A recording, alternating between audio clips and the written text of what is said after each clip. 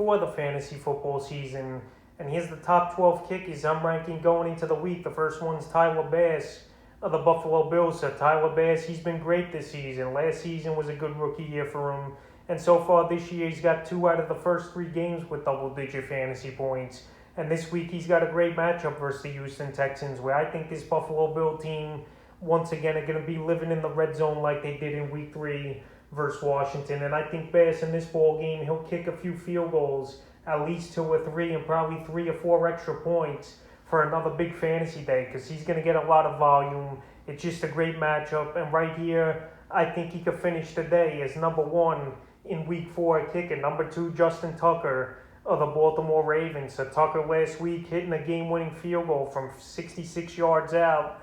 What a shot it was, bouncing off the back and bouncing in to win the ball game for the NFL record 66-yarder. And this week he's at Denver, obviously high altitude, where that ball's going to fly off the foot of Tucker and Brandon McManus in that game. And Tucker, like I mentioned last week, 16 fantasy points. And this week I think he gets double digits at Denver. This game's going to be a little bit of a defensive battle. These teams are going to have to settle for some field goals. And Justin Tucker, each and every season the last few years, we know he's the top kicker taken. And once again this week, he's going to have a great week. But I got him at number 2 because I just like Bass's matchup a little more. Number 3, Daniel Carlson of the Las Vegas Raiders. So far, Daniel Carlson, he's been the best kicker in fantasy football so far this year, with 3 double-digit games to start the year, including Week 2 at Pittsburgh with 17 fantasy points. And here in Week 4 on Monday Night Football, he's got a great matchup at the Los Angeles Chargers, who give up the 10th most fantasy points to kickers. This is going to be a high-scoring game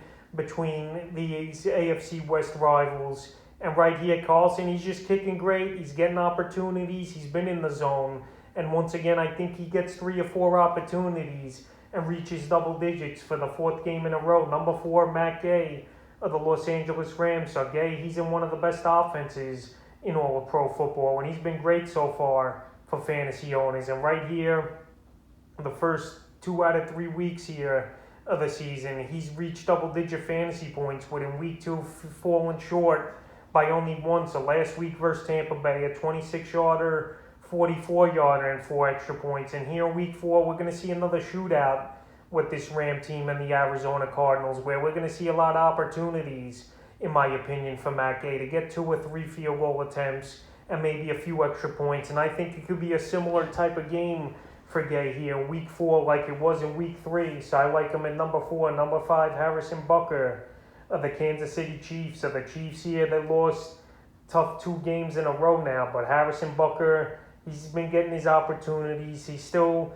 in a high-powered offense. And this week at Philadelphia, I think there's going to be a lot of vengeance here for this Kansas City Chiefs team after losing 2 heartbreakers the last couple weeks. And they're going to take it out, no doubt about it, at Philly. And we just saw Philly get blown out by the Dallas Cowboys a few nights ago on Monday Night Football. But right here, Harrison Butker is going to get opportunity. This team's going to be living in the red zone, in my opinion, like the Dallas Cowboys were versus Philly in Week 3. And he's going to get 3 or 4 chances and a bunch extra points in this game. So I like him at number 5. Number 6, Robbie Gould of the San Francisco 49ers. So Robbie Gould, the recommended start in my start video for kickers this week. And this week it's a division matchup for him and the Niners versus the Seattle Seahawks. And I think this ball game is going to be a high-scoring shootout. Both these teams definitely could use the win in this one here. And Robbie Gould, he's one of the most accurate kickers as well in NFL history. So in this ball game, I think Gould's going to get 2 or 3 opportunities to hit the field goals here. He's going to get a few extra points as well. The San Francisco 49er offense, the first 2 out of 3 games, have scored a lot of points. And this week, I like the matchup, and I like how Gould kicks at home, especially number 7, Greg Zuerlein of the Dallas Cowboys. So Greg the Leg, he's been a little shaky this year, no doubt about it, for this Cowboy team. But the Cowboys, they get a lot of opportunities in the red zone. And in Week 3, his day was ruined because of that extra point missed, or he would have had 5 fantasy points. But Week 4, he versus the Carolina Panthers, who are a bend but don't break type of defense so far in the early going. So we could see Greg the Leg having a few opportunities and actually hitting a few extra points as well, because I think this ball game has shootout written all over it between Dallas and the Panthers. high 20s to mid 30s. I could see both these teams scoring, and this ball game as well coming down to a field goal. So this week I like Greg the Leg at number 7. Number 8, Nick Folk of the New England Patriots. So Folk, a top pickup last week in week 3, and I got a lot of questions about him in week 3. And Nick Folk in week 3, still a solid fantasy day, 8 fantasy points, 44-yarder, 23-yarder, and an extra point. And this week 4 here, any chance this New England team's going to have to beat Tom Brady and the Bucs? They're going to have to almost score every drive here. And if it's even trotting Folk out there for a few 50-yarders in this game, I definitely could see it, because Bill Belichick's had this game circled on his schedule. He wants to prove people wrong that he could win without Brady, and he wants to prove them wrong that he could beat Brady on Sunday Night Football, where the ratings are going to be through the roof and one of the most anticipated games in a very long time for the regular season here. So Nick Folk, he's been great this season with 11, 13, and 8-point fantasy days, and I think here in week 4 versus Tampa Bay, their only chance is to trot him out there for some long ones if it's 4th and long, and I think he's going to get some opportunities and once again have a good fantasy day. Number 9, staying in the same game, Ryan Succop of the Tampa Bay Bucs. So Succop this season, it's not his fault that the Buccaneers have scored a lot of touchdowns, and he's only getting opportunities for extra points. He's failed to reach double digits at all this season for fantasy football when kicking. But this week in New England, I could see this defense fired up a little versus Tom Brady, and Belichick giving it his all in the film room and game planning for Brady and them. So Succop here, I actually could see 2 or 3 field goal attempts and a few extra points. And last week he did miss a 55-yarder as well, where he would have had 11 fantasy points. So right here, Succop, like the matchup for him more, and I think he'll bounce back in this one and have a good kicking game. Number 10, Young-Ho Koo of the Atlanta Falcons. So far this season, Koo, it just hasn't been a good fantasy year for him.